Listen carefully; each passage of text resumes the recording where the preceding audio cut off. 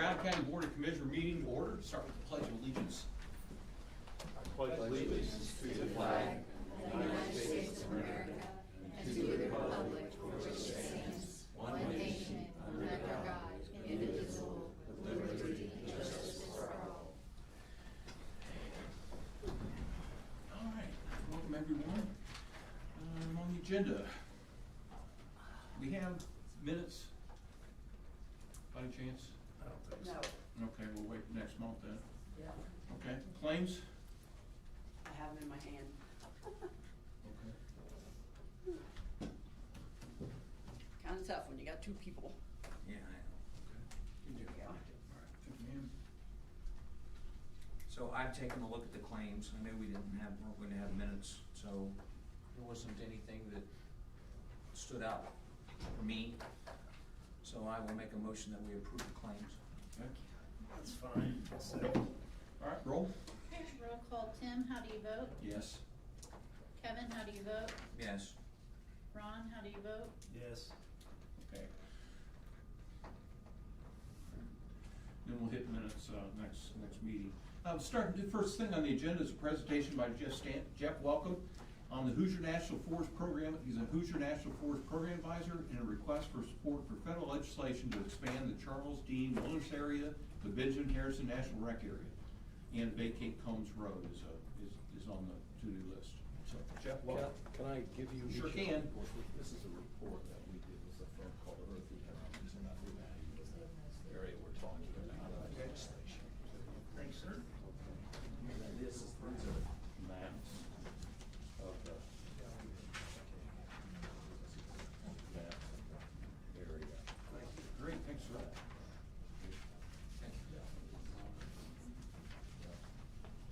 I have one. Okay,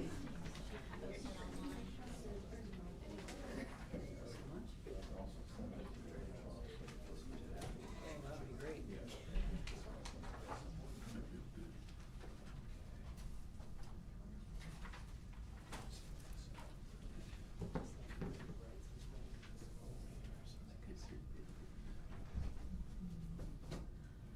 Okay, well, thank you very much for giving me this opportunity today. I'm here speaking on behalf of the Indiana Forest Alliance as its Hoosier National Forest Program Advisor. We've come here today to ask you to support the reintroduction of federal legislation that would expand the Dean Wilderness in the Hoosier National Forest east to include many of the Brown County National Forest acres that were actually originally included in the first wilderness proposal that was ever made in Indiana more than 50 years ago by then supervisor of the Hoosier National Forest, a man named A. Claude Ferguson. Back in the 70s, he proposed there be an eastern wilderness area in the Hoosier National Forest as part of a system of areas that Congress was considering adding to the wilderness preservation system, which was areas out of public forest land out west, mostly in the national forest, that had been set aside under a law called the Wilderness Act, which doesn't allow for permanent human development structures, habitation in these areas. It's just they're set aside for trails for recreation and the enjoyment of nature as God intended. You let nature take its course. The human presence is temporary. There are regulations governing the management of wilderness areas that do allow the Forest Service in certain circumstances, if there's emergencies, to use to enter wilderness areas to fight fires and to fight disease infestations and so on that might become a crisis, and to protect public health and safety. And I think they can use some mechanized equipment then, but everything is supposed to be as conservative as possible to maintain the natural condition of the forest and allow for people to enjoy it in that condition. Back in 1982, after 7 years of debate over the proposal that Claude Ferguson made, and it was actually expanded by Birch Bayh to 30,700 acres as a wilderness study area that came further west and included lands in Monroe County, and a little bit down in Lawrence County and Jackson County. Eventually, a political compromise was made to get a wilderness bill through, because we had aroused a lot of private landowner opposition. People didn't want any private property in either a wilderness area or what's called a wilderness study area, which is where Congress would have the Forest Service study it for 5 years and then report back on what should be wilderness. So there was a lot of opposition to having private property in it. Ultimately, what happened was we passed a bill in 1982, December 22nd, Public Law 97-384, that set aside 12,953 acres of national forest land that was mostly over in Monroe County, a little bit of Brown County. It was mostly to the west of the Nebo Ridge, Panther Creek, Bad Hollow area that is where the first wilderness proposals were based, largely in Brown County and some Jackson County land. So let's move to the next slide. Now, in 2022, then U.S. Senator Mike Braun visited the north end of the National Forest, where the Dean Wilderness is, and saw for himself the high use of the Dean Wilderness and the areas in Nebo Ridge that were originally proposed to be wilderness. And he decided that, and of course I was actively advocating to him that he do this, but he's a lifelong conservationist, has an abiding love of deep forests. He's also a logger, forester, owns a lot of his own timberland. But he thinks the public lands should be for public purposes, and he saw this as something that was unique in the state of Indiana, or really in the Midwest, and decided he would introduce legislation that would expand the wilderness area back to the areas originally proposed by the Forest Service. So that would increase the size of the Charles Dean Wilderness from its 12,953 acres by 15,300 acres to 28,253 acres, all national forest land. None of the Army Corps land that's in between the Dean Wilderness and Nebo Ridge, or on the South Fork and the Middle Fork, would be included. We've kept that out because the state of Indiana is very opposed to including that land, which they manage for wildlife management, and the Corps of Engineers doesn't want the lands that they affect when they control reservoir levels in the wilderness either. So in addition to expanding the wilderness, the bill would establish the Benjamin Harrison National Recreation Area on a near 30,000 additional acres of national forest land that surrounds that expanded wilderness. Named it for our Indiana's president, who, unbeknownst to many, was the first president who set aside large areas of public domain out west to be preserved as forest reserves at the time. There were no national forests. They became later the national forests. So we wanted to celebrate his history as an American conservationist, and so that's why we're calling it that, the Benjamin Harrison National Recreation Area. And this would include no private land, and it will close no roads to private property or restrict access to any cemeteries. We want to be clear that we didn't cause the same mistakes that were made in the past that caused needless opposition. Many of the people who opposed the original wilderness wanted wilderness, they just didn't want the boundaries drawn around their property to include it. Not that the Forest Service was ever proposing to condemn that property, but there'd been a lot of condemnation that had gone on from the Reservoir and Brown County State Park, and so understandably people didn't trust the situation, and so these boundaries are drawn to exclude all private property.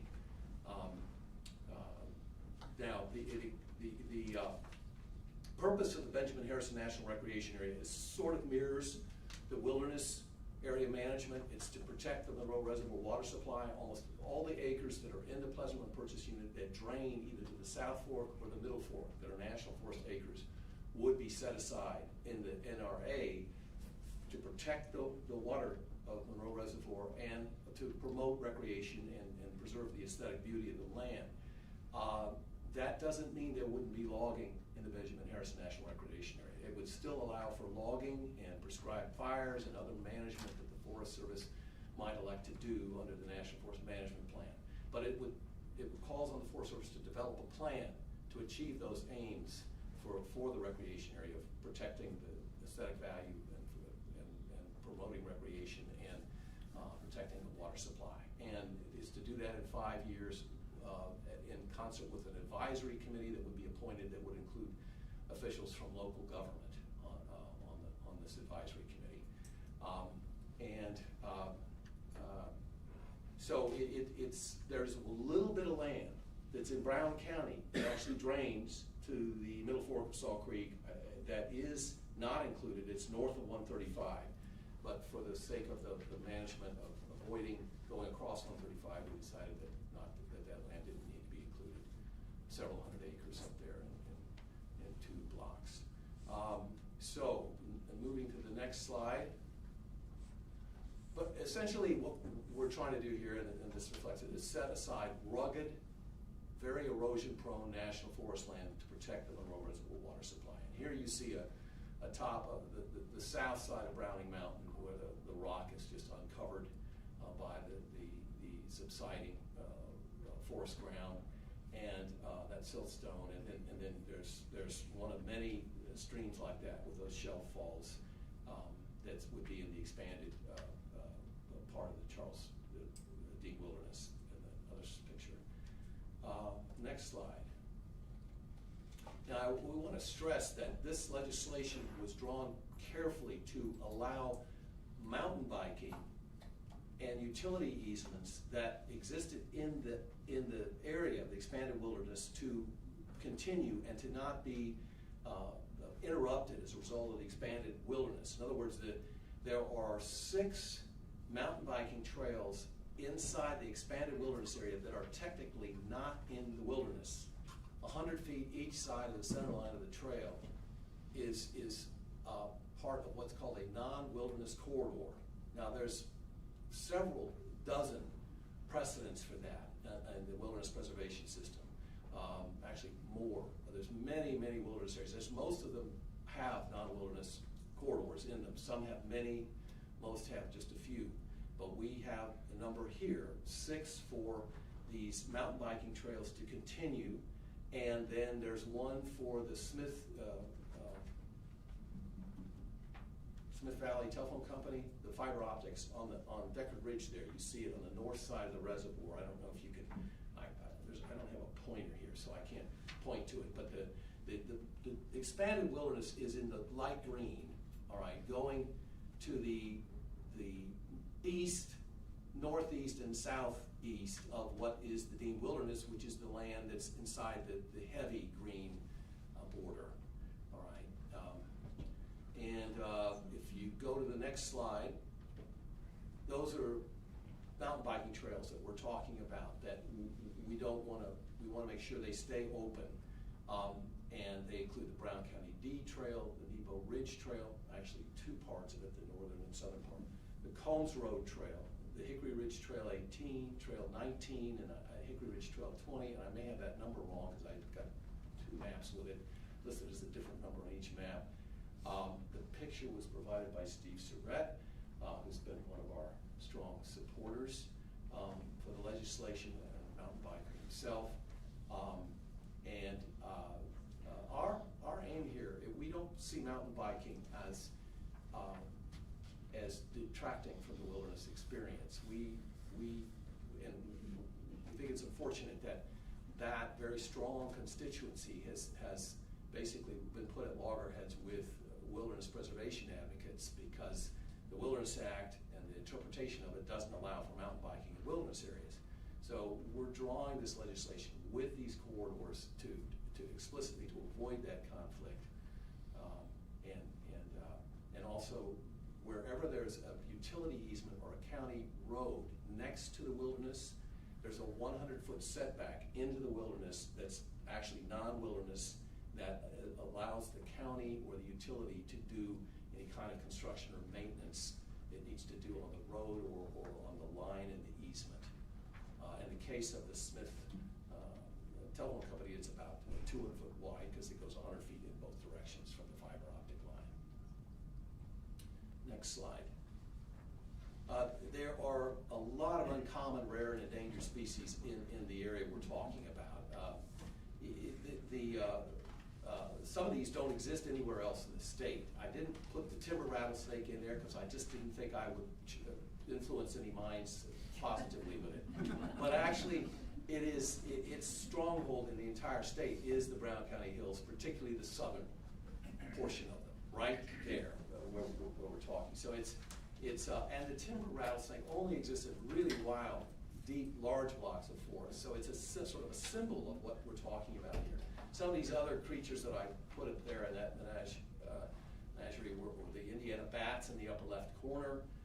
Indiana Forest Alliance has hired scientists to do maternity roost surveys and found at least 3 of them in the forest in the expanded wilderness area going to the south of 4 of them going to the south of the current wilderness and into what's called the Houston South Project, further south.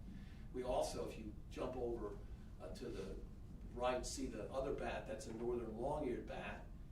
In 2019, we found 3 northern long-eared bats. They're far more in trouble than the Indiana bat. In fact, and many biologists say that they believe that they're extinct across their core range, that they're only existing where the winter hibernacula doesn't require them to go into caves because of white nose syndrome. But we actually found white nose syndrome is a disease that started wiping out bats that came from Europe. We think that cavers brought it into caves, and it wakes them up in the middle of winter, causes them to itch. It's a fungus, and they start flying around, and then they starve to death because they don't have their insect populations in there. Super high metabolism. So we find these caves all over the eastern U.S. now littered with bat bones, where there used to be tens of thousands of these bats.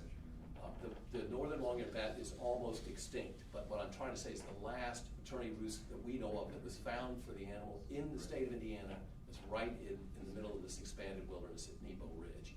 And the only one bat that was found in the winter hibernacula counts, northern long-eared, was found in Patton Cave in the Dean Wilderness in the last winter hibernacula count. So the area is special for rare and endangered animals that are in trouble. The cerulean warbler in the lower left is the most seriously declining forest songbird in the United States. Its numbers have dropped by more than 70% since the 1960s. It's in the expanded wilderness area along the Fleetwood branch, the Combs branch, and the Lincolnback branch. There are populations, nesting territories of them as high as 23 per square mile. The only area they nest in the state successfully is in the deep forest of the Brown County Hills, and they're concentrated in the southern Brown County Hills inside the proposed expanded wilderness area. Of course, the bobcat you see there, we have dens of them near in the area we've been inventorying, Indiana Forest Alliance, and they've been tracked across the area with wildlife cameras.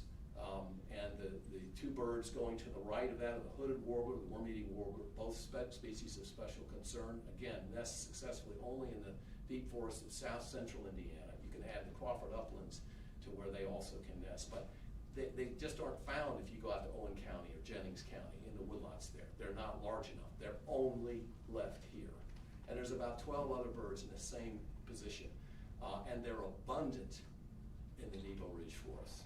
And then that cute little animal on the fingertip there at the far right corner is a pygmy shrew, which competes with the bumblebee bat for the title of smallest mammal on the earth.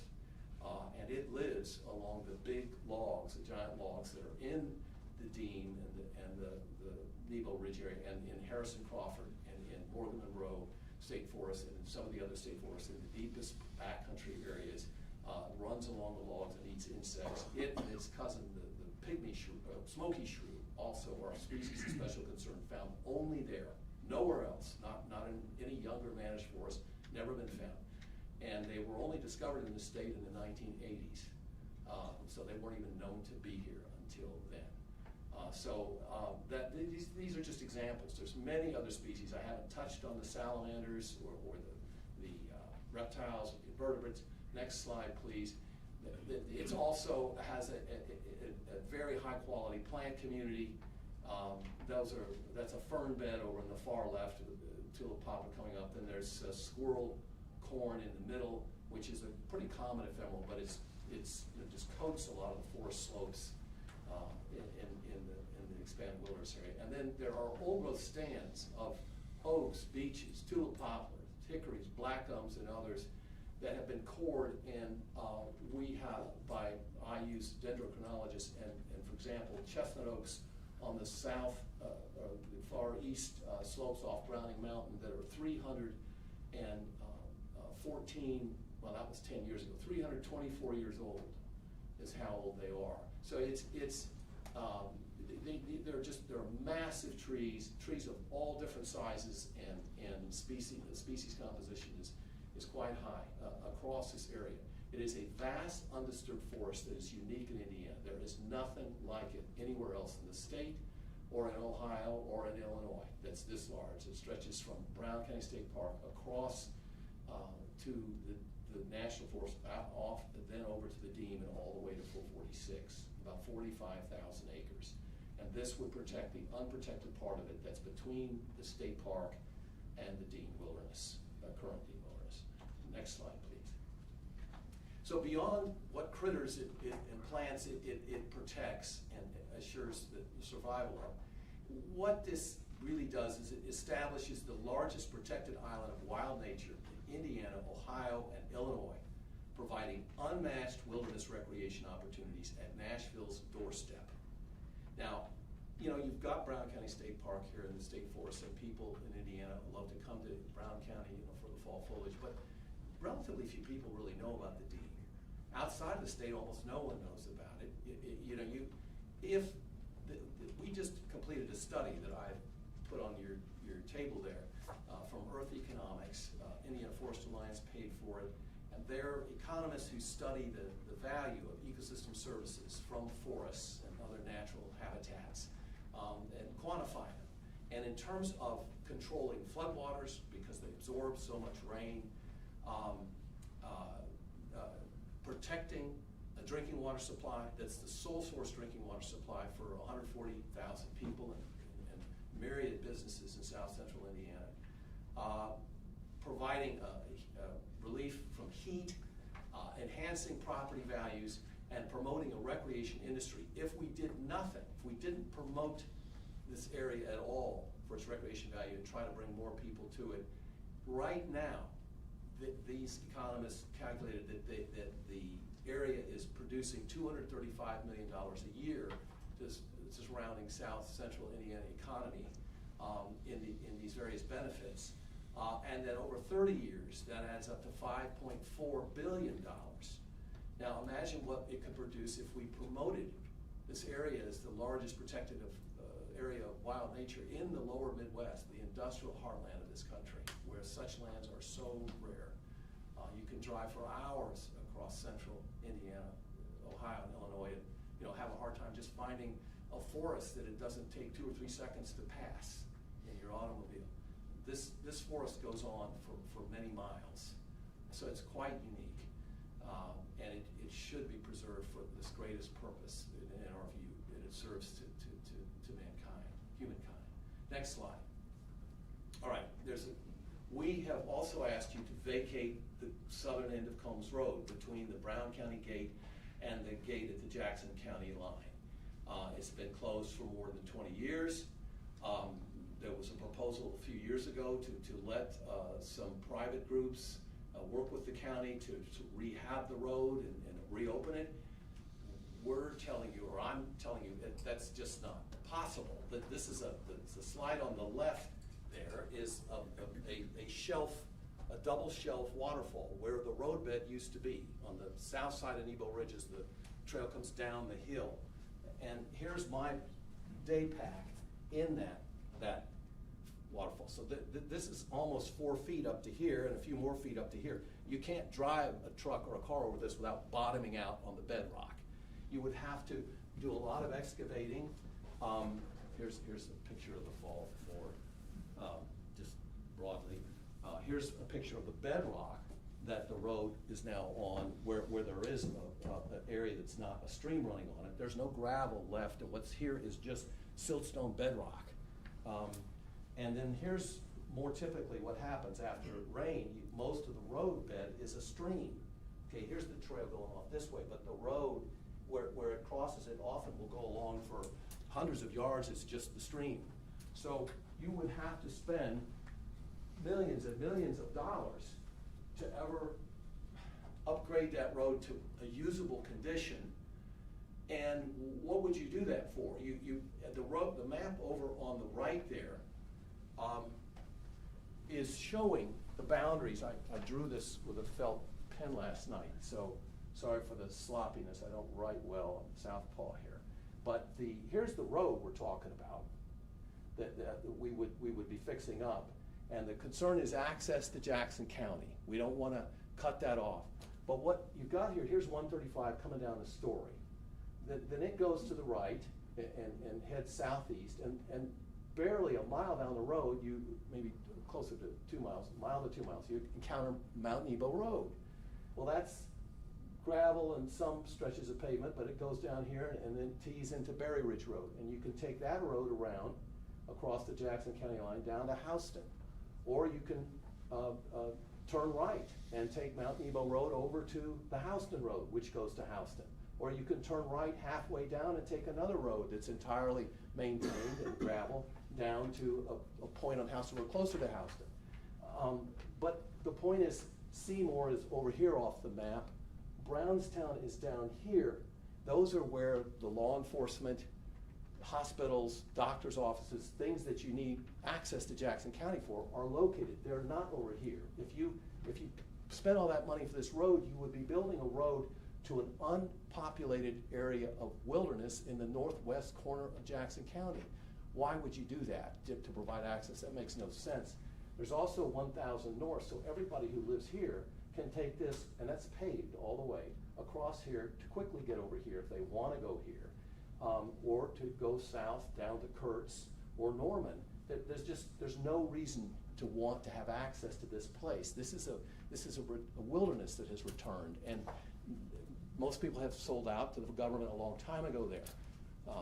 And so the two farmers that are there, both, right, Denny, I forget his last name, and Leroy Hayes right here, they farm down here and routinely use this road to go to Houston and out to wherever they're going with their hay or other produce. So I don't see any reason to do that, and I think that this road poses a liability as a road. Even if it's closed, it's still on the county books, and we don't want this proposal to reopen it to come back, because if you did that, you would destroy the wilderness character of the heart of the area we're trying to save that is so unique.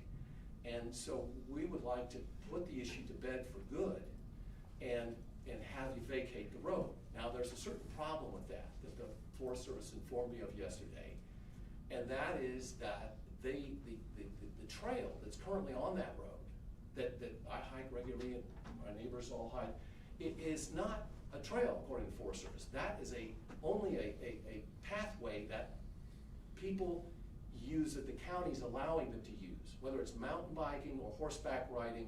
They have put up signs saying no off-road vehicles there, and they've got gates and boulders to try to control that, but it doesn't exist as an official trail according to the Forest Service. So if the road were vacated, the land was turned over to the Forest Service, you'd have the Forest Service potentially saying, we don't want any more mountain biking or horseback riding on that trail or on that path.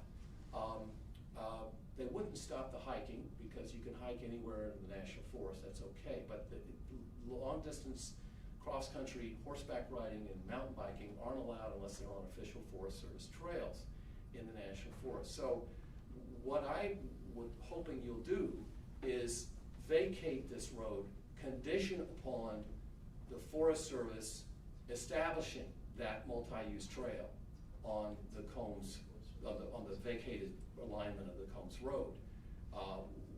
We don't want the mountain biking or the horseback riding to be stopped on that road.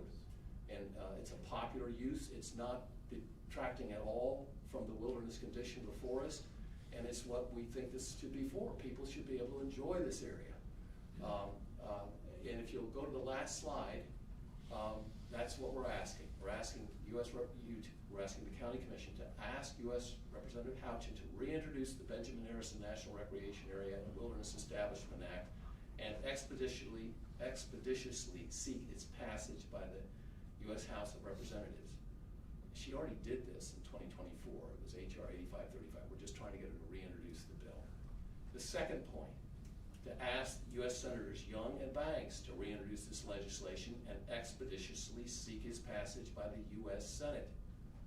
The third point is to vacate the closed Combs Road from its gate east of Elkinsville to the Jackson County line, conditioned upon the establishment by the U.S. Forest Service of a hiking, mountain biking, horseback riding trail on the alignment of the vacated road.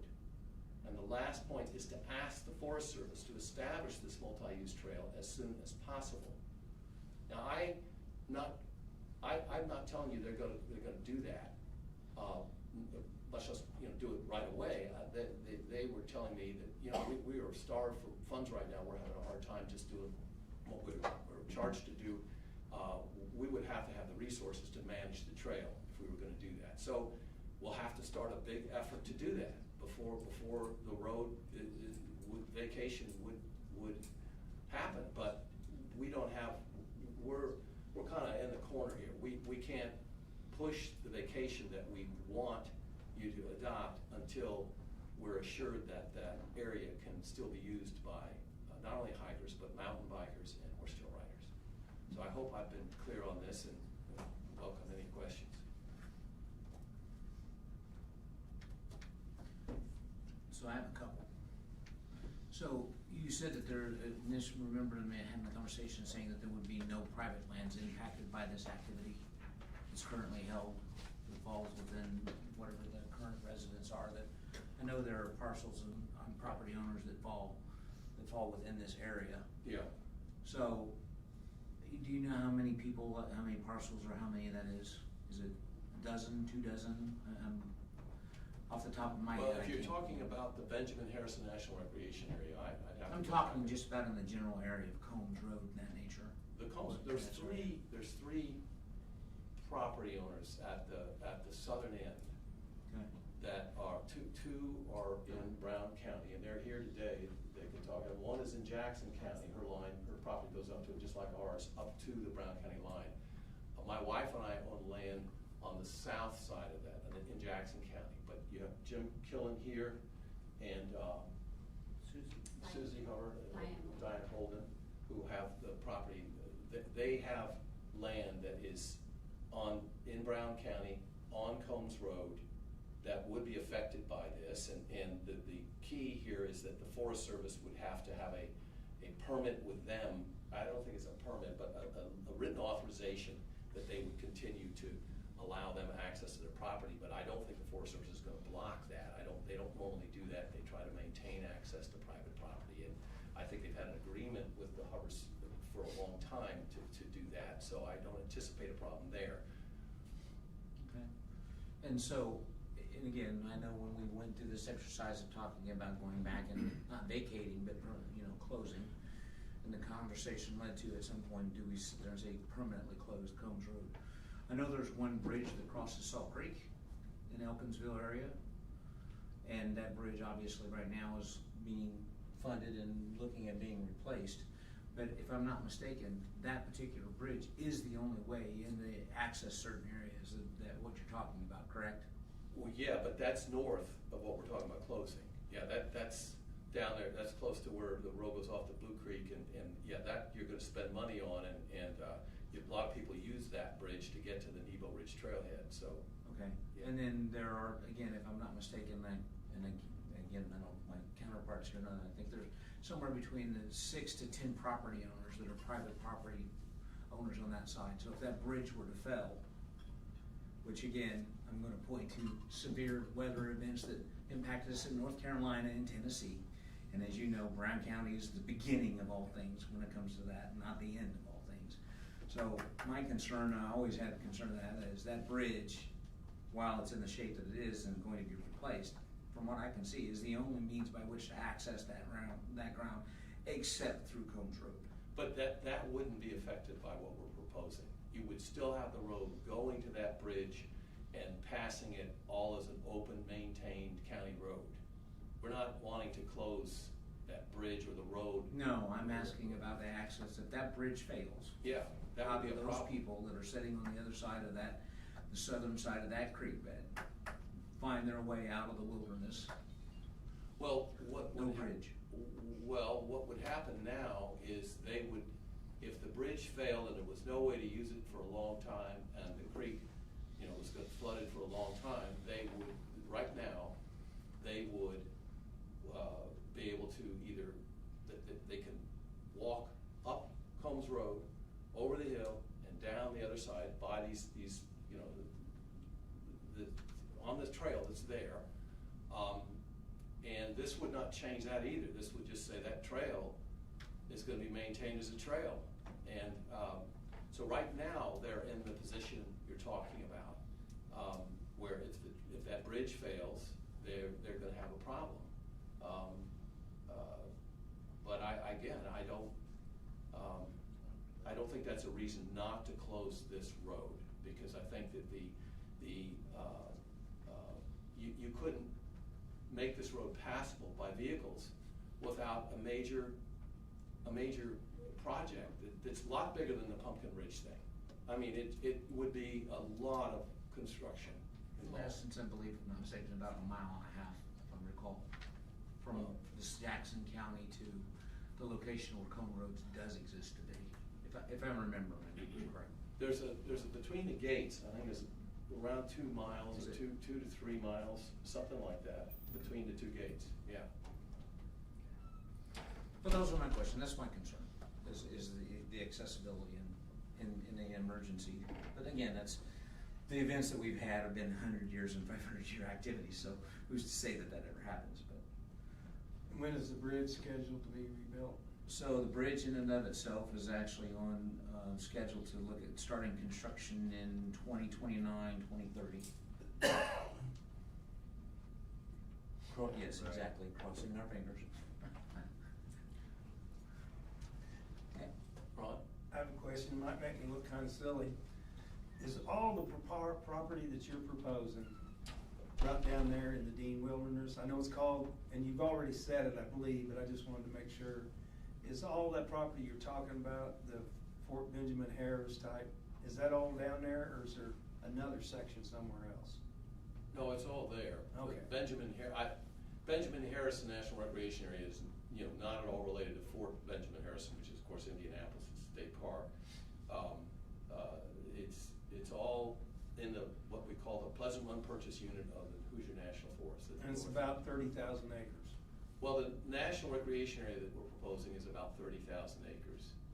The expanded wilderness would be 28,000 acres if you just round it to the closest, 1,000 acres. One more question. I remember a few years back, there were several thousand acres down in that area that had been scheduled for burn, clear cut. Is that ever happen, or is that part of what we're talking about here? There's a large project south of 1,000 North, that county road I pointed to that goes straight, if you could put the map Right. back on there, I can point that to you. No, you're right. But that's covers about 13,000 acres of national forest ground. That is in some of the expanded wilderness, and it's all inside either the expanded wilderness or the proposed national recreation area. So they But haven't done. They haven't proceeded with that. Okay. We've been in court over that twice now, and we're still waiting to decide whether that's gonna go forward. We're still working with the court, as is the Forest Service, on the remedy that the judge has Okay. ordered. That's all I got. It's that purple land there, mostly in that purple land to the southeast, it's the house in South Park.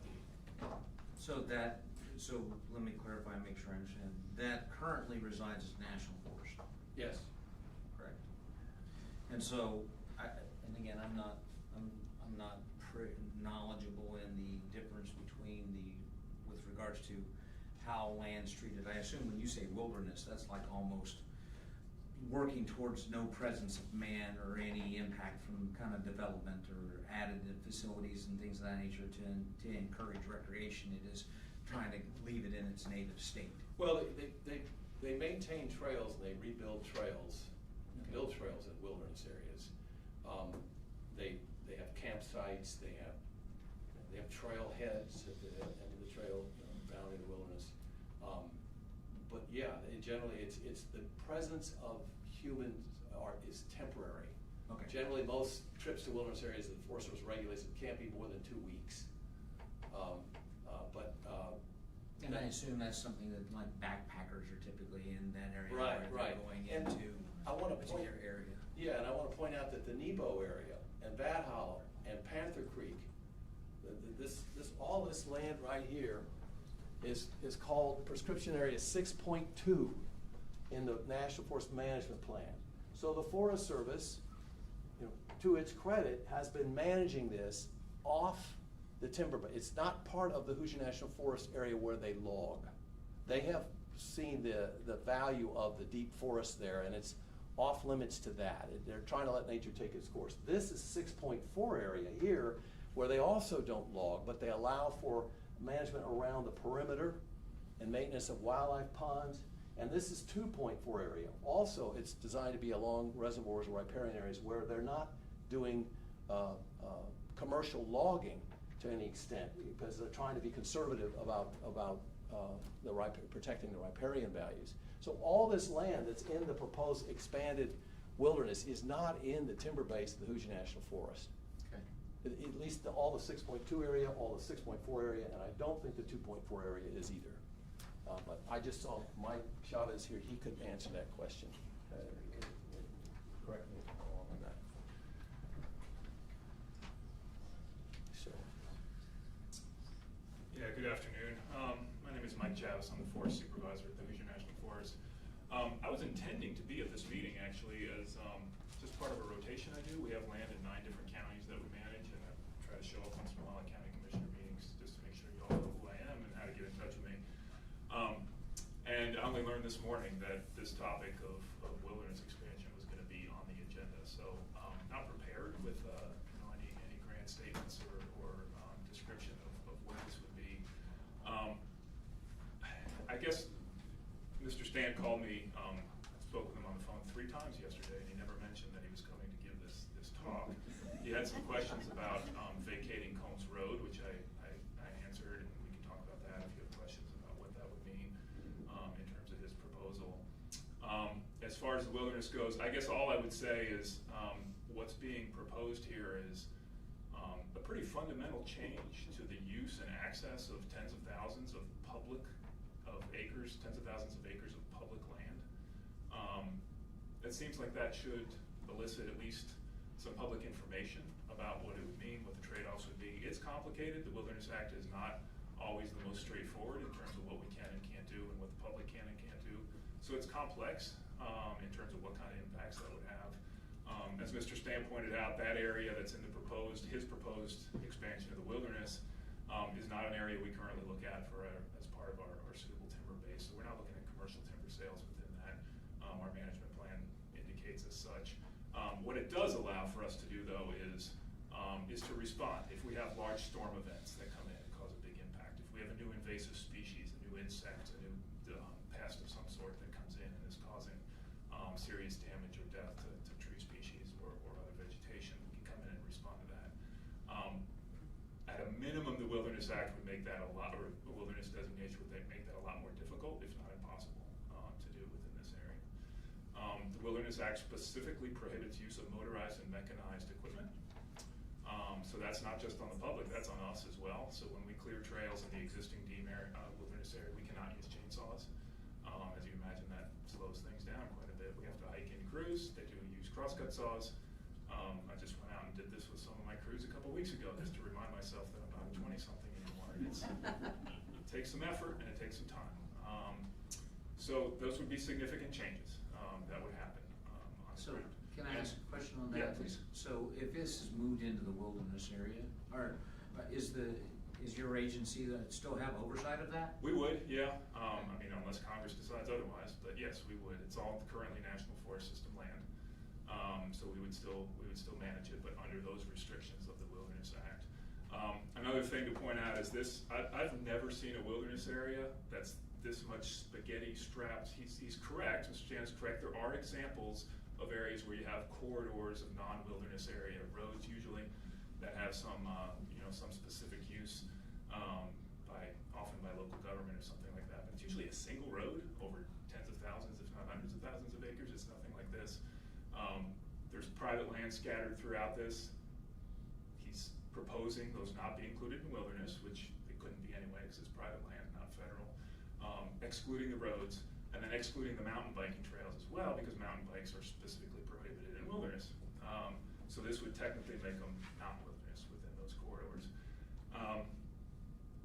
I suppose that's fine for a specific time or a specific interest. However, some of those trails are fairly new. Over time, what we find are unexpected impacts of trails, right? You lay out a trail as best you can, erosion happens, we have a need to reroute something, a storm happens, takes down some vegetation or recontours the hill in some fashion, and we have to move the trail. Once it's locked in law, we cannot do that. So our only options will be to close and eliminate that trail, or make it a hike only, or leave it as some kind of bad erosion outcome, I guess, that you can consider doing. So it puts a lot of limits on there. It really fundamentally changes not only how we manage, but how the public, again, how they use and access it, all the public. So I would just point that out. On the Combs Road, this is news to me, what Mr. Stant was proposing, that you vacate it, but only if we agree to keep it as a trail. Whether you vacate or not is, of course, up to you. That's county's jurisdiction. If you did so, I can't stand here right now and tell you that we will make it a trail. Mr. Stant told me yesterday that it was about a 3-mile stretch. I haven't verified that, so I'm not sure. 3 miles of new trail maintenance takes some work again, takes people, takes money. As storms come in and knock trees down, the road in its current condition is pretty rough. Does not meet any standards for what we would have as any kind of trail, hiking, biking, mountain biking. So it would take a lot of work. And before I can decide to designate something as a trail, or do a timber sale, or do a prescribed fire, or anything else, we have to do an environmental analysis, which takes time and takes review by various specialists, hydrologists, archaeologists, et cetera, wildlife biologists, takes public input, all that kind of stuff. So I can't say we would or wouldn't do it. We'd have to consider it in terms of our capacity, both in terms of people and money, and also what impacts it would have on both the users and the natural resources. So your agency at this point in time, I assume you're not managing, are you managing this in cooperation with the Department of Natural Resources with the state of Indiana as part of that, or is it truly falling on the U.S. Forestry? It's U.S. Forest Service, yeah, so we're the responsible agency for all the land that's in this proposal, but again, it's a mishmash. There's some of that brownish land, that's Corps of Engineers that manages that, all the white is private land. We have no jurisdiction over any of that. Okay. And so, yeah, I mean, we cooperate with the DNR, and we have some partnerships on some activities, but the use and authority and management is on us. I'd like to respond to, Sure. make a personal statement. I did tell you I was coming to the Brown County Commission, that I was having that discussion. I was very clear about that, and you've done this to me probably a half dozen times now. You come to meetings and you deliberately lie about what I've done or not, and use your position as a federal bureaucrat to hold it over on me. Please keep it I so. resent that. You- That is just. You asked me I was questions very about clear. Combs Road and I told me you said were that I was advocating for it to be coming here. vacated. I said that. You never asking- mentioned anything about presenting a wilderness expansion proposal and asking for their Well, support. but that is something. And you don't have to. I'm we've just been saying I wasn't asking- here to talk about We've that. asked National Town Council that 2 years ago. Did I have to ask for your permission first to do that? Yeah, you guys kind of. I'm just saying I'm not here to speak for the wilderness It's issue. none of your business whether the Indiana Forest Alliance decides to present a proposal to the Brown County Commission. I You never don't ins- I own never the National insinuated that it Forest, was. Mike. Hey, I never insinuated that it was. let's sit down. The Indian Forest Alliance has every right to advocate for whatever they feel like advocating for. And They have have every right, as do any other member of the They have the public. legal right under the Wilderness Act also to use mechanized equipment to treat insect infestations and fires. And I will bring you the regulations, and there are wilderness areas all over the country that are more spaghetti strapped than this. So, you know. As I said, I wasn't aware of this topic until this morning. I'm not here to debate it. I would just propose that this is public land that belongs to all of the public, and that the public should be informed if there's going to be a change. All right, well, that's why we're having the meeting, so appreciate you being here, appreciate You're sharing. welcome. sharing And your always feedback glad to and your chat more. perspective. Please reach out if you have any questions. Okay, will do, thank you. Yeah.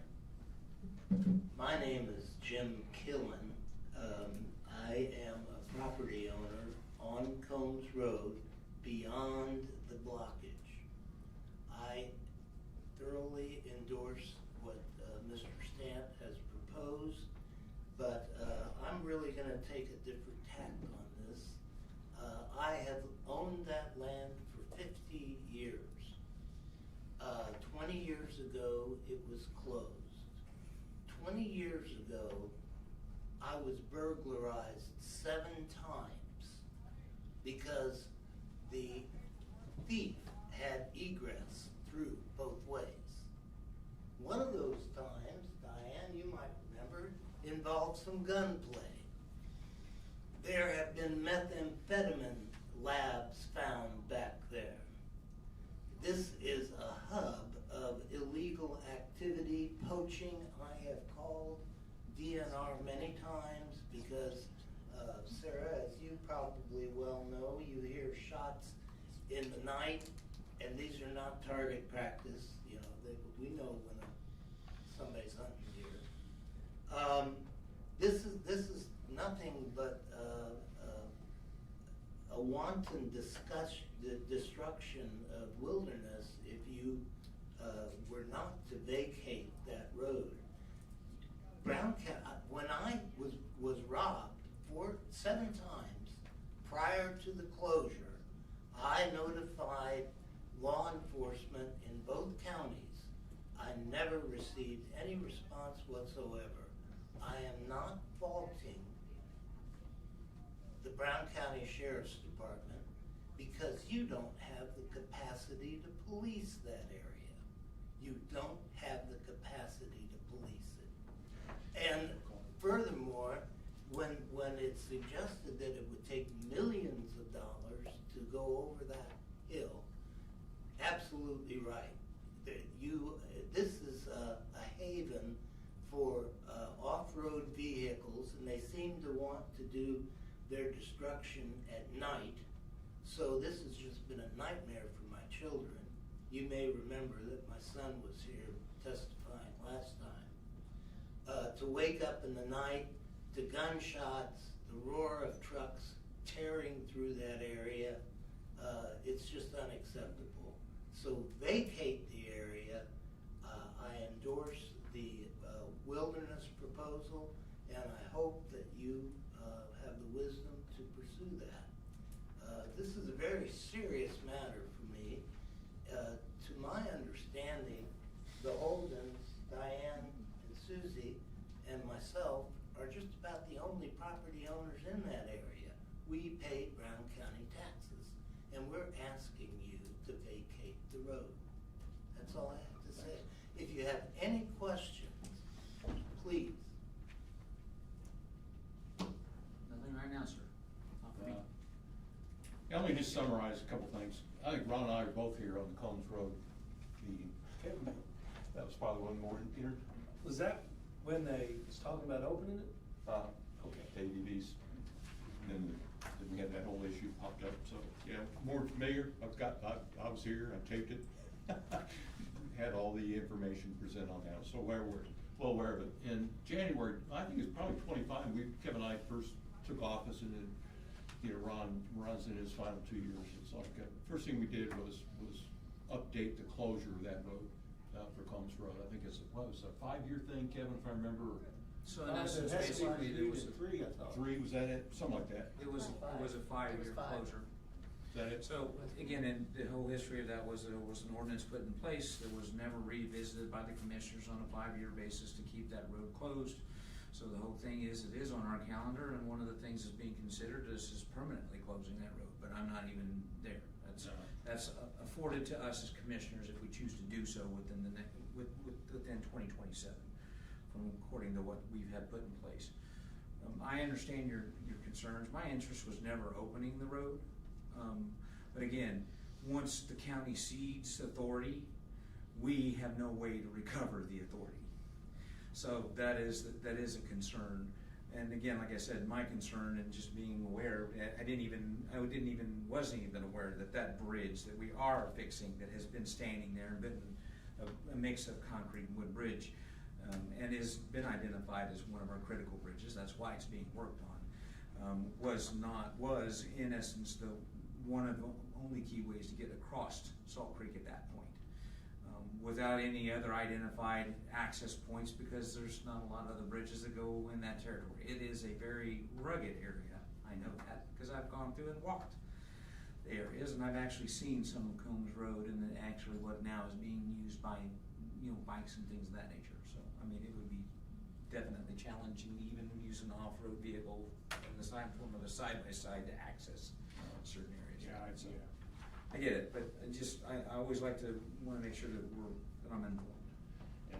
And then to go to actually abandon that road, that's a different set of hoops. I know we looked at that first, it's just not that simple. And now in the Forest Service, they have their requirements for what restrictions we may put on that, adds to the overhead, but nothing that we can't look at or assess, and again, continue to keep that road closed. And yeah, we know after the Pumpkin Ridge Road what the cost is. And I guess Pumpkin Ridge Road looks like the interstate compared to this one, right?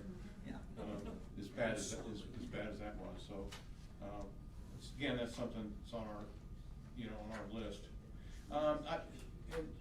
And Jeff, I appreciate the information you sent. I shared that, with fellow commissioners, and I shared it, with our attorney. To me, it's interesting on the history of it.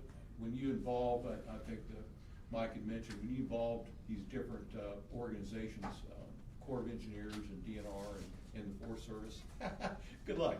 I mean, when I read the history of this, what was it, 50 years and all the different interests playing, and for somebody to have the perseverance to fight through that for all those years and make all those accommodations is pretty incredible from a government standpoint. People don't realize when you make a change like that, what all's involved and the different agencies involved and the different interests, especially when it came to landowners, would be a biggie.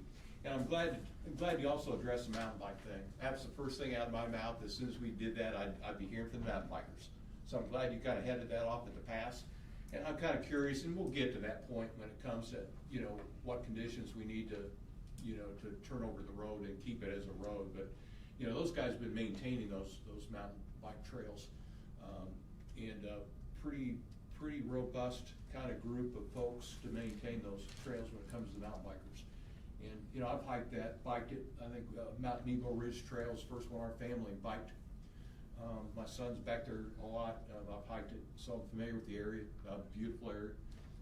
Again, remember the Combs Road debate, the 25 years, all the horror stories, it was, no thank you. And I've had friends that helped tear up those roads and had a ball on the weekends when they were allowed to do that. So more than familiar with the history of that, and I don't think any of us would have the intent of ever reopening that, nor would we ever have the money to do it. If you ever wanted to do it, to have a back door out of there to Jackson County. So, yeah, go ahead, Ron. Before we get too far, I know we have other business to do, but a lot of people showed up for this, and I don't know that everybody's got a chance to speak. Okay, I'll offer that. Let me close off. Where we'll end up this is our attorney's on the line, and so I sent her the examples she had for the letters of support and the resolution I think the Monroe County Council did.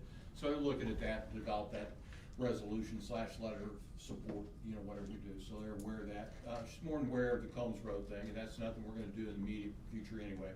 So on the way this works is we generally introduce a topic like this at our admin meeting at 2 o'clock, and then we vote on moving forward at evening session, which will be July 15th. So that's kind of where we're at on that one. Gives people, and also I gave the Democrat, Jeff, when you gave me heads up, I gave the Democrat the information and they had it in the paper. I think I sent you a copy of the article on that one. So it gave the awareness out there to the public. We have this meeting, then we have the third have the second meeting and makes more people aware to give their feedback on that. So that's what I had. If anybody wants to comment from the audience, Kane, appreciate you being here. And if there's anything you want to say, we'll give you the podium.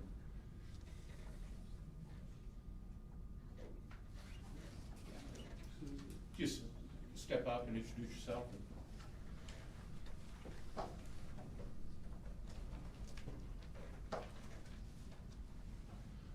Good afternoon, Commissioners. My name is Tim Maloney. I'm a resident of Brown County for about 40 years, and I'd like to just rise in support of both the proposal for support of the Benjamin Harrison Wilderness Area and Recreation Area, and also in support of vacating Combs Road conditionally as was proposed. I was here for both the Commissioners' discussions on originally reopening Combs Road, and then when you came back months later and voted to keep the road closed. So, and certainly supported your second effort to keep it closed. But I think you should take a hard look at vacating the road, and hopefully in conjunction with the Forest Service keeping open the multi-use trail and recreational access. But I think you'd find that this proposal for a wilderness and recreation area would be very beneficial to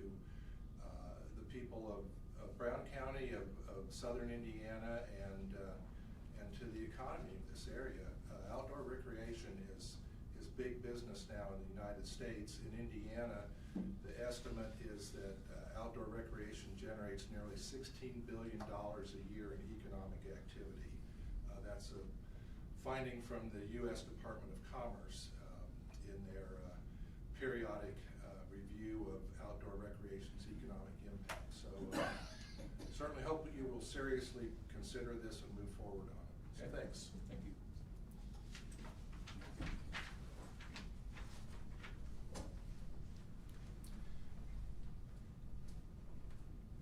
Thank you, Commissioners, for having us today. I'm Susie Hover. My mother is Diane Holden back here.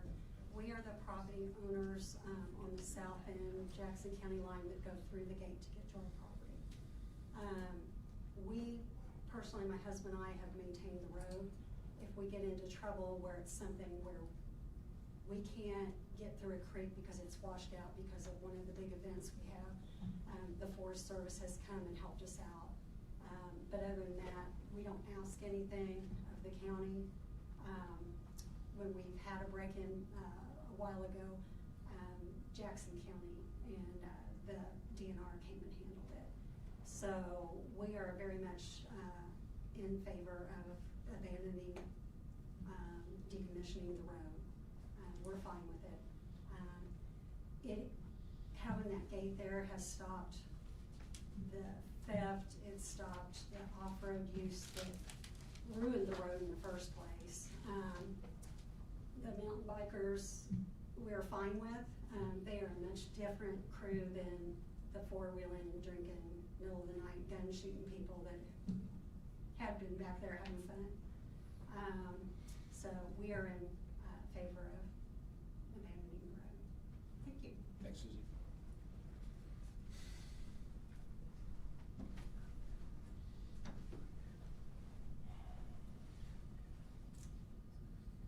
I'm not a Brown County voter. I live a couple miles over the county line, but I am a tourist that comes to Brown County mostly because of access to large tracts of wilderness and wildlife lands, state park, and big blocks and bird watching.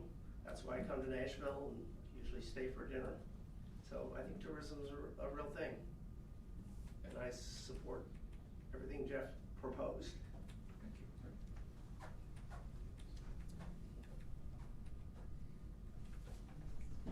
Okay. Yeah.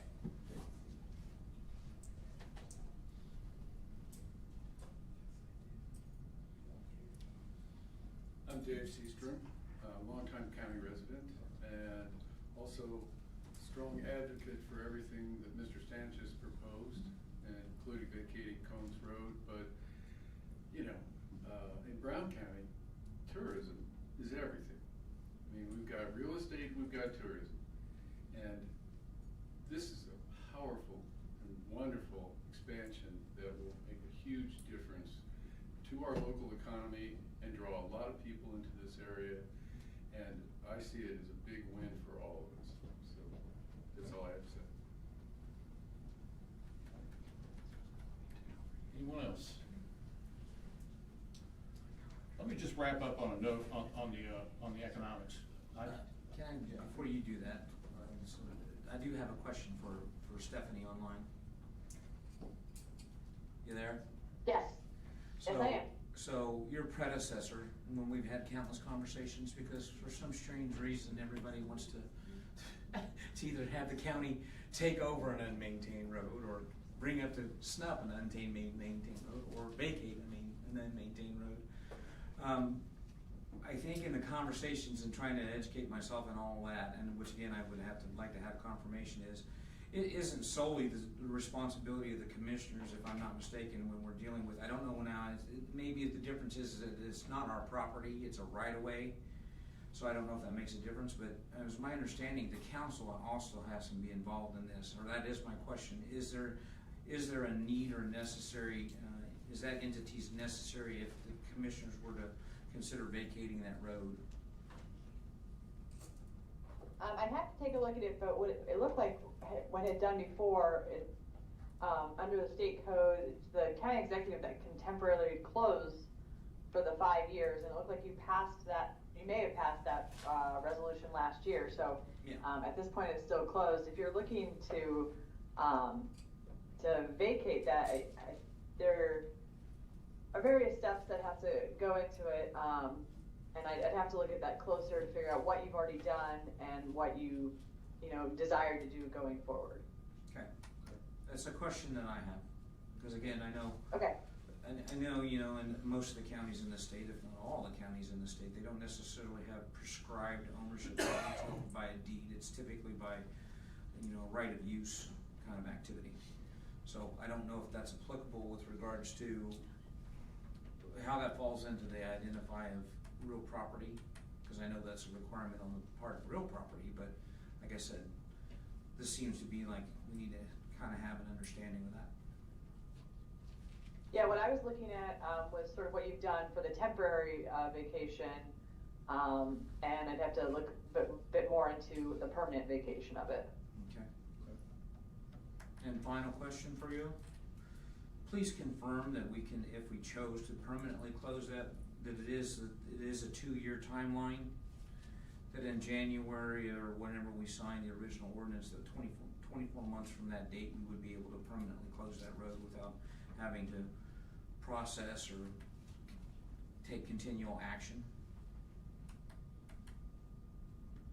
Yeah, I think I'd have to, again, check on the permanent vacation part. I mean, what I remember from the temporary vacation was it was 5 years for the first time, and then I think you could extend it for 2 years, but I'll take a look at that for the time period for a permanent vacation. Okay, thank you. Is it Kevin? Yeah. Thanks, Stephanie. So you say it's never cut dry. Folks on the economics, more familiar with the economic impacts of tourism. I think over half our land is either state, national forest, or people put their land in the classified forest. Probably over half, maybe 60%, depends who you talk to, but quite a bit. And we think, well, that reduces the amount of property tax we can collect, but yet it's that terrain that attracts people down here. And when Ball State did the economic study for Brown County, their number one suggestion was to attract more residents to live down here that are attracted by this terrain. Number two is recreation. And so we've seen a surge in the recreation tourism. And so when you look at the numbers, when it comes to the income tax base, tourism brings in, last study I saw, maybe $21 million in gross wages. The adjusted gross income of all Browning residents over $500 million. So tourism is kind of an engine for Nashville, but for the county, it's the terrain that attracts people to live here. And I think the Democrat just published information on housing prices on sales. We're like number 3 on median home values in the state of Indiana, because you have less land, you have high demand, and prices go up. And so I think it's around 400,000, whatever the median on those sales prices. But we're like number 3 in the state for that one. So again, that tracks more people down here, and that's what helps fund us. So again, that's that's it, that's our economic base, and so you wanna maintain that or grow it as much as you can, and again, attracting people to live here, to stay here, and then recreation, so, thank you. Yeah, I appreciate everybody's support, appreciate you being here, again, it'll be on our agenda for our next meeting, so, thank you. It's 6 o'clock. 6 o'clock on the 15th, I believe, it's on the bottom of the agenda. Yep. And Pumpkin Ridge Road is the 16th, so that'll be interesting. Thank you very much. Thank you, guys. Thanks, everyone.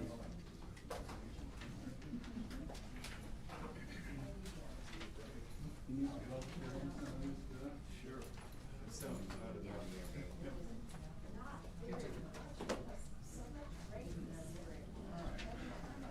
Moving right along, guys. Yeah, let's move on. We're good.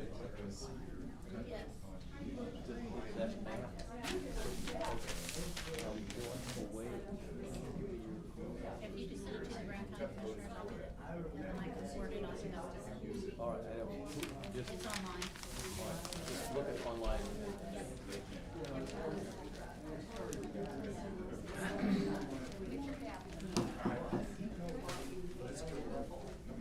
All right, we're gonna get back to the agenda. Next item is a memorandum of agreement between the Area Plan Commission and Commissioners. Guys, for your background, I think I sent this out a couple weeks ago. This is a continuation of the 2 joint meetings we had with the Area Plan Commission. If you remember, the key points is the APC developed, drafted a comprehensive plan and presented that to us July 2025. Hey guys, if you could mind leaving the room.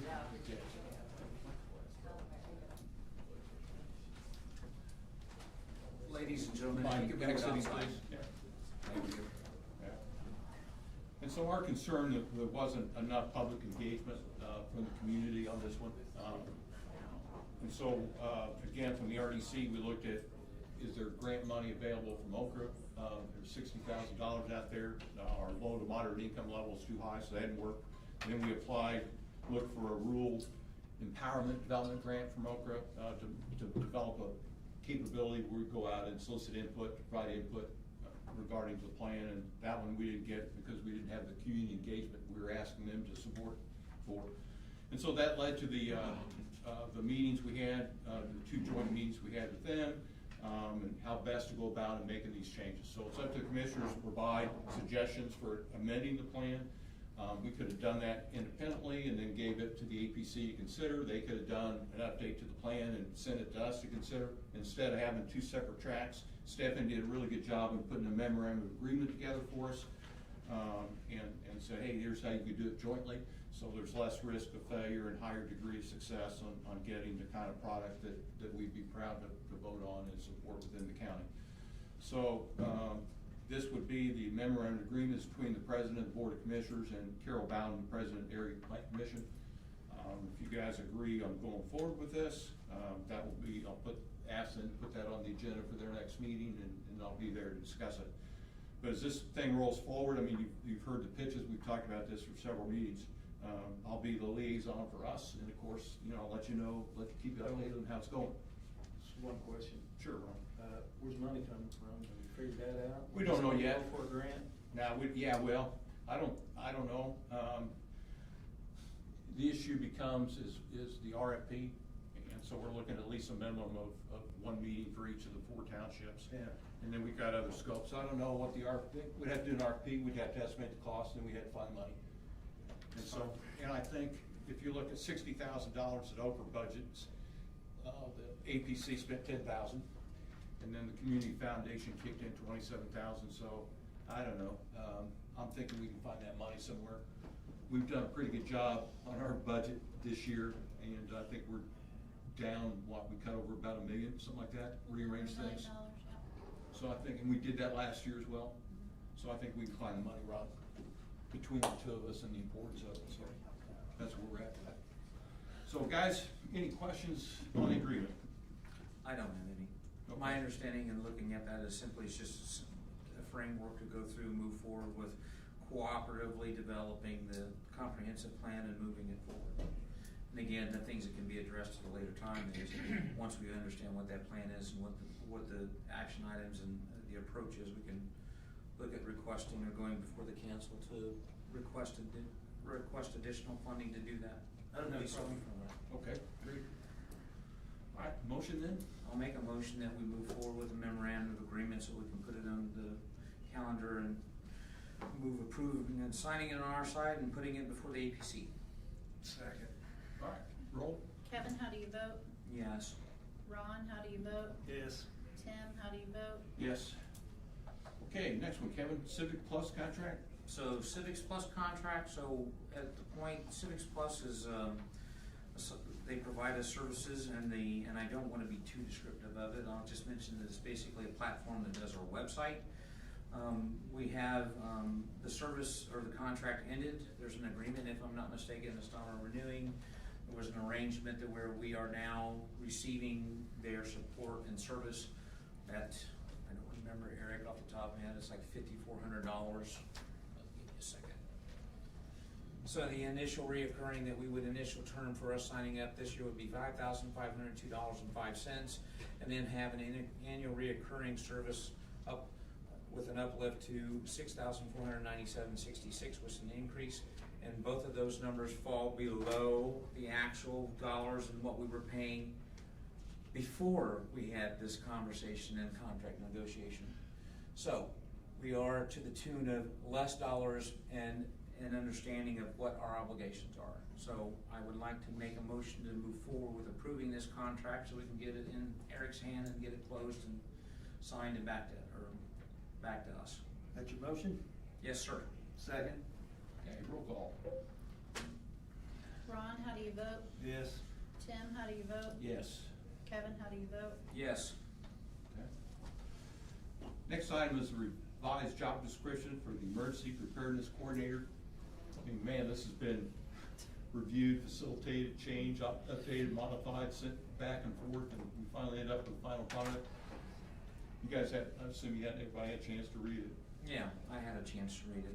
And my only comments that I went back were acknowledging that identifying areas where they haven't made a permanent decision as to reporting structure and a minor one or two misspellings.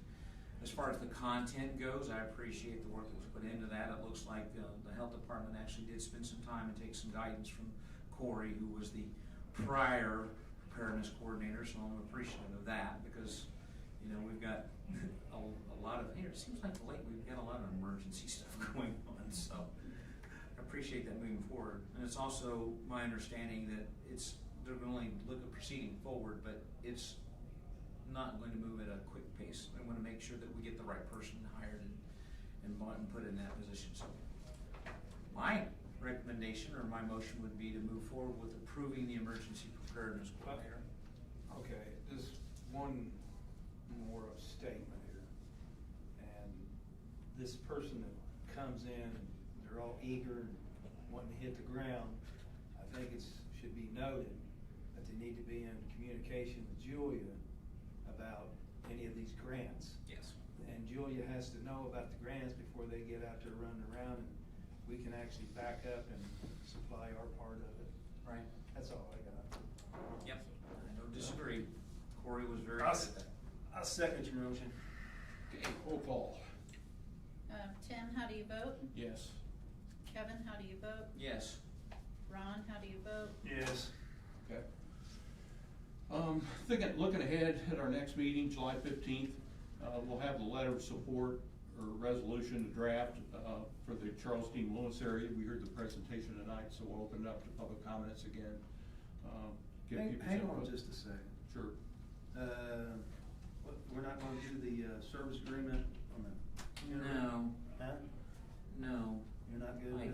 We can amend it if you're comfortable with it. I mean, you and I had the conversation, and we didn't identify it as a change to the agenda. Can we go back and reopen that and request a change to the agenda because we have a contract for Everpar? What is it? It's a contract for Everpar for generator maintenance.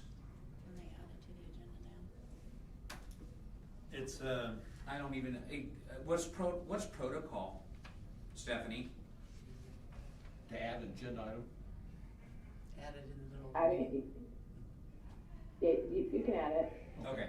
All right, well then add So that. my motion would we readopt and add, and I'd like to basically make a motion to change the agenda and include the Everpar agreement. Okay. Because this time of year, I don't want no confusion. No confusion.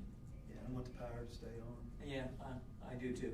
All right. Okay, let's add that agenda, then there, our generator, what's the You got issue any here? other thing, you mentioned the whole thing with regards to, we've gotta make sure that the air filters are changed, it's a. Well, I don't know, that's there was a file. list of that, and you said you needed to talk with maintenance. I mean, air filters are pretty minor. Yeah. I mean, if maintenance had to, they could go put them on.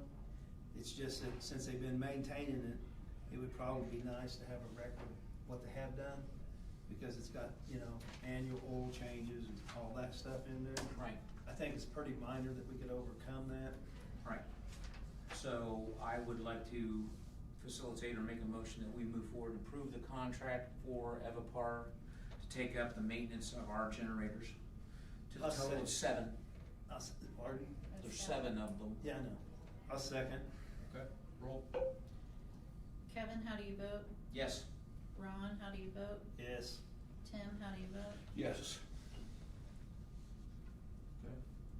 All right, back to the next section, the next July 15th meeting, again, we'll have the resolution letter support, that'll be on the agenda.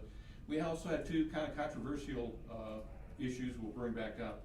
And guys, what I'll do on both this Helensburgh and the Music Center, I mean, I've been involved in both of those, gosh, since I started here, started going to meetings in 2016. So I'll give you kind of a fact sheet. I've got a summary down to about 2 pages. And we can go over that. If you want to go into the other 100 pages and support that, I'd be glad to do it. So anyway, it'll just provide the basic facts on both issues and something, so when we tee it up, we'll at least come from the same common ground and be glad to fill up any holes we need to do and understand it. So I'll add some of my to-do list and get it to you next week. April 19th, yeah, that's the second one. So, and also we had the for July 15th school resource officer grant, and then we've got access. We've got another access policy we need to approve also, right? Yeah. So I'll add that. Access for. Man, I tell you, that's why people joke when you get a federal grant. They seem to have so much overhead associated with those grants. But, okay, that's a policy, and Kim sent that 64 pages. Yeah. Amazing. Yes, it's a procedural policy Oh, that we need to review and I've approve. never seen anything as complicated as what they require, so. But don't we already have one? It's basically a federal one for procurement, and it's related to Access Brown County. Yeah. For the school? It's gonna be fun reading. For For the school? YMCA though. Or, No. no. There's 2 things. You mentioned basically school resource officers, one. Yes. Talking about the actual contract or the agreement. And that's another question I have for Stephanie. Because again, I did finally get the document from the sheriff's office on what was put in place, and I'll pass that along to you too. But Stephanie, in the situation to where we have an arrangement to where we have a grant that is, whether it be federal, state, or whatever, and we, the commissioners, are going through the exercise and signing on behalf of the sheriff, that is a government agency to a government agency. So they've used a memorandum of understanding to identify what the obligations are for both parties, but shouldn't that be done with an interlocal agreement? Is that related to the ordinance that you sent me yesterday afternoon? No, that one was the public agency and public agents. That was a different one. I haven't talked to you about this one, so surprise. Okay. Yeah, I think I need to look at what the agreement says I will- you should be signing on behalf of it. I will send you a copy of it, and then you can give guidance if the document, the format that we're using and what we have is sufficient, or if we need to go with a different document. That sounds good. Thank you. Sorry for the abrupt notification. Yeah. And Ron, the challenge on this resource, on this grant, is we vote on the agreement, make sure the terms are in there. It's really up to the auditor and the council to identify, approve the grant, and to manage the grant. Correct. So we have a contract review, but when it comes to nuts and bolts on the grant, getting reimbursed and funding and matching, that's out of our hands. Right. which has been a challenge on this grant. Okay. All right, moving right along, software systems. These dudes, we put them on there so we wouldn't forget them. This American Legal Publishing, we're looking at their contract. What that is a proposal pretty much to put all our ordinances online and searchable. So they'll go through the keywords and load them in, and lo and behold, we'd be able to search something and find it versus doing the scavenger hunt. And keep us updated yearly. Yeah. Any updates. And so, and it's kind of complicated when it comes to what we want for services, when it comes to the money, and then they ask also for follow-up on legal support as to some of the references when it comes to code and that kind of thing. So it's a complicated thing, so we're kind of looking at the end of that and figuring out, tailoring to what we need before we pull the trigger on the contract and make sure we got everything in place. But man, I tell you, it's the things we look for. I think Kevin just found one. What was it, Kevin? Was it 1998 on that? That is correct. So there is an ordinance in place for establishing public agency and public agents. That's never been revised, amended, appealed. So basically, there's like 15 people running that are authorized to sign contracts on behalf. Act as agents on behalf of the county. We would never know it. 1998. So those are the kinds of things that we need to identify and get off the shelf and let them see the light of day and make the changes we need to make. So it's on there. We'll get through it probably within the next month, let's hope. Okay, Indian Hill was still working on that one. Now, county office department reports. Teresa, kudos on the budget. She just got done. The suspense was due 30 minutes ago. Right? Yeah, I'm done. Or you got till 4? Well, I turned a minute before we came to the meeting, so Julie is in possession of my email, I'm good. All of our budgets did go down. We did actuals again, looked at the billing and spending, and so all in all, you're down over $1 million from what your request is. So, yeah. Let's go to the $1 million. I'm sitting all the way over here, and I don't know if I'm hearing correctly. You were able to cut the budget by $1 million each year, last year and this year? Last year, they added back 700, well, they added back to it. They gave us money we didn't ask for. Right, so. Yeah, Ron, In the health fund. Yeah, we identified $1.5 million. That half went to pay that 9/11 contract. It's better to have it in that health fund than not have it in the health fund, I will say that. And currently, the health fund is very healthy. It's But sitting it there. doesn't take a heartbeat for it not to be. Correct, so. But we got a new system in place to manage risk, so I don't think we've got the risk that we had in the past, We do not, which is a good thing. yes, And very, then to be in the position we're in is even better thing. yes. So, did that have anything to do with Kemp helping cut the $1 million each year? No, Or we was didn't that get us? any money. That was us. Okay. That is your spending is down, and you're using all of your funds. So when like the highway, for instance, when they have account lines for workman's comp Yes, and thank you. liability. So nobody was ever gathering all those monies. We gather. So we spend that money from other departments, so that brings our costs down. So. I guess that's pretty big. Yeah. Well, and then last year, we discovered a lot of legacy practices when it came to the budget. Money squirrel here, there, no one understood why we did what we did.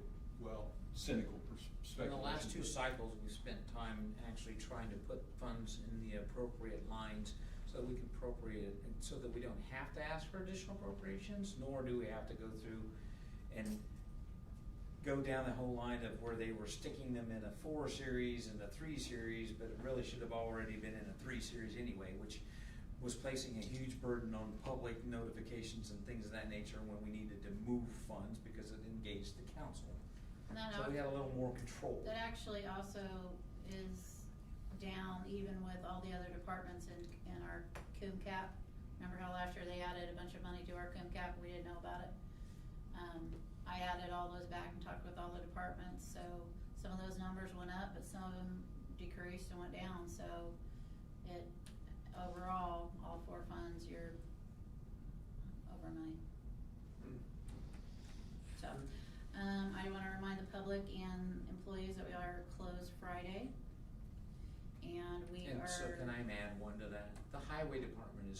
tomorrow, because it's an observation note, they're on a 4-day. That's a her thing down there. And we're going through our insurance audit right now, so, that'll be with the work comp audit and the liability audit and all of that, so.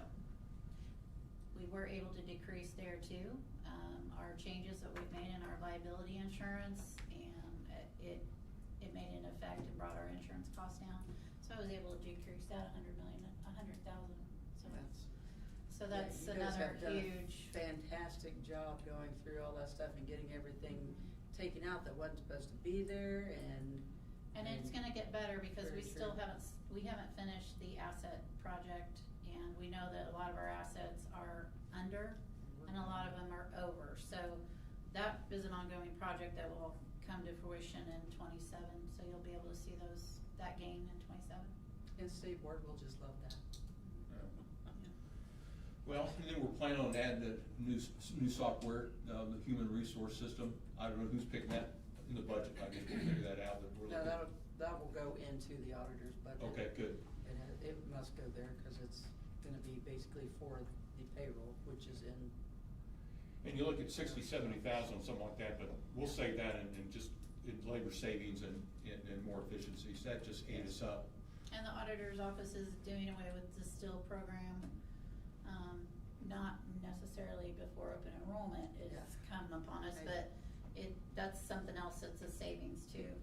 By the end of this year, we would like to do away with the state Because the new program. HR system will encompass all of that, so it wouldn't be needed.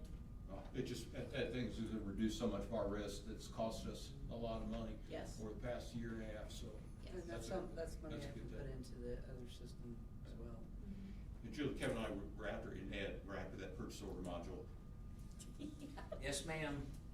If you could please add that, we would appreciate that greatly. You know, Ron, that'll help us to identify the accruals, so if we've got bills outstanding, we don't see them until the bill comes in. We wanna be able to see it on a purchase order, so if we order a service, it may take 2 or 3 months before we see the bill, at least we'll know that we've spent that money, so we know what the true balance would be. So you're doing a different accounting method? It's a module. Mhm. It's a module for purchase orders, so if we wanna order something, we put it in there, so it'd be out there, so we know it's Money committed. spent? It's committed, Yeah. yeah, we just haven't paid the bill yet, it's committed, we don't have that now, we're We blind. don't have that now, that would be No. nice. So, if you ask for an accounts payable report, we just don't have it. Show me our 30, 60, 90, 120 days, we don't have it, and then we're working on it, we identified it, we'll say, okay, let's plug that hole in our system, so we'll do that. And then if we can do accruals on that thing too, it'd be Yeah. better, but. I'll just, I think that's the other thing too, that kind of the state board come after us on, right? Yeah. One aspects of that, which again, work in process. It just makes us more efficient, so we'll even be better next budget year, you hope, that's right, so, that's what I'm hoping for. yep. Oh, that's right, you're short We're timer. gone. Yep. Any other So you can questions? say it was working when you left, right? I think I'm good for the moment. Thank you. I'd Thanks, like to Teresa. get it done Thanks. before I go. Sandra. You're on. No, she needs it. So did you beat Teresa to the draw in getting your budget submitted, or did she beat you? No, I came up here thinking it would be a shorter meeting and I could do it as soon as I got back. So, I need to go. Surprise. It is done. So, we did go up just a little bit due to cost of our nature, equipment expenses just for maintenance, fuel, oil, gas, things like that. So, it didn't go up a lot, but we did go up a little bit. But Okay. we cut in some areas and raised in a few, so. Other than that, we're just working. If these storms would quit, it would be great, but I think we finally finished cleaning up after the last storm, so hopefully they're out of their system for now. So Orchard Road and Hamilton Creek and Those should be completed. Christiansburg Road didn't have trees down across them. No. Well, Beck's Grove and Garrity does, I just got a Beck's call, but Grove. they're on their way down to take care of it now. All right. Aye. But that's it for me. Did we get the Kubota back up and going right? No. It's goofed up. It is. Tim has ordered a diagnostic module to hook up to the machine to tell us what the diagnosis is, so we're not keep sending it out, wasting money back and forth. Tim is great. He can do a lot of in-house stuff if he knows what the code is and what it means, so. Well, I'll tell you, just to summarize, the transformation of the highway department over the past couple of years has just been phenomenal. I mean, historically, we were at half staffing, and historically, we were always short on equipment. The new equipment, the old equipment, replacing equipment, and man, a lot. I don't know how much equipment we've got new, replaced, updated, and of course, the staffing, and then the training you're putting in, all the lessons learned we learned on how OSHA things, A lot of you OSHA, name it. yeah. Now we A lot of had, safety. was IDEM out here on some things, and They were. so it's been a phenomenal success story, I think, and the plans you have in place going forward is even better. So thank you for all the hard work down there, thank the staff Thank you, I for doing will a super pass it on job. to- And we always like it because we don't get my phone doesn't ring off the hook when it comes to the storm. So I think, so I'm glad to see you guys are ahead of that too. So, Absolutely. So great, thank you. Glad to help. For Thank everything you. you do. All right, that's Pumpkin Ridge Road. July 16th, guys, A Mart Lodge, 5:30. No cost to get in if you're interested, and ought to be pretty interesting. Updated video, and we'll go over the plans for the road. That's all I had. Anybody else? Anyone from the public? Any comment? Okay. Hi, my name's Mariah Fenimore. Just come up here to the microphone.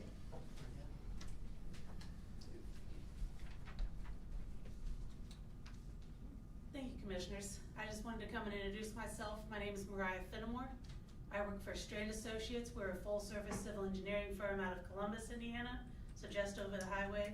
It's a nice, beautiful drive through all your trees. As long as they're not down. As long as they're not down, exactly. On your route, that would be state, not us. Yes, it would be. So I just wanted to take a second to come and introduce myself and let you know that we're over there if you guys have any civil engineering needs. Okay, thank you. Drop the card off? Yep, I've got some with me. Okay, appreciate it. Thanks, Mariah. Thank you. Hey, Mike. Hi, back again. If I could, I just wanted to add off topic from what was earlier. Like I said, I did plan on coming here before I knew any of that was on your agenda. But mostly I wanted to come introduce myself again. I'm Mike Chavez. I'm the Forest Supervisor at the Hoosier National Forest. We manage public lands in 9 different counties in southern Indiana, and about 8, so it's 205,000 acres total is the National Forest. And about 18,000 of those are In just the state of Indiana. In just in Indiana, yeah, Do you have 205. cards, Mike? I'm sorry? Do you have cards? I brought some, but I gave them all away in the hall. I can leave you my number and email if Please do. that's It helpful. would be Yeah. nice to have it. But yeah, about 18,000 acres are in Brown County. And so one thing I wanted to just point out is I run into this misconception sometimes that counties don't receive anything from a financial standpoint because the land is not. I think Okay. we bought that one, Mike. We did. We chased Excellent. down the check. Well, glad to know you're in the know, and just for the record, it's the most recent payments for the prior year were under the payment in lieu of taxes program was $79,000, a little more than $79,000, and then the Secure Rural Schools funds was about $13,500, so almost $90,000. So those funds were actually directly distributed to the school district? No, I think that's part of why I run into this confusion sometimes, because the payments come through 2 different sources and through 2 different routes. Okay. They go through the state, and then the state allocates it to the counties. Okay. So there's not always a clear direct line that people see between them, but it does come because the National Forest is present. Where does that land? In our- Those dollars? It'll go into the comptroller's, the auditor of state, basically, and then they distribute it out through ACHs. Okay. I guess it's another thing that we've learned is we get into a routine of getting the documentation and the proper things in place, a good time schedule for us, so. Yes, it's been a learning experience. Great. Well, and again, if there's any issues, whether it was today's topics or anything else in the future, don't hesitate to reach out. Always glad to hopefully clarify some misconceptions that are out there, or hear what you're hearing from constituents if there's any concerns about the forest. And I'll leave my contact info. Thank you. You're not planning on any data centers, are you? I'm sorry? You're not planning on any data centers, are you? Nope. Okay, thank you. Hearing none, I'll make a motion to adjourn. Okay, do I got a second? Second. Okay, meeting adjourned. Thanks, everyone.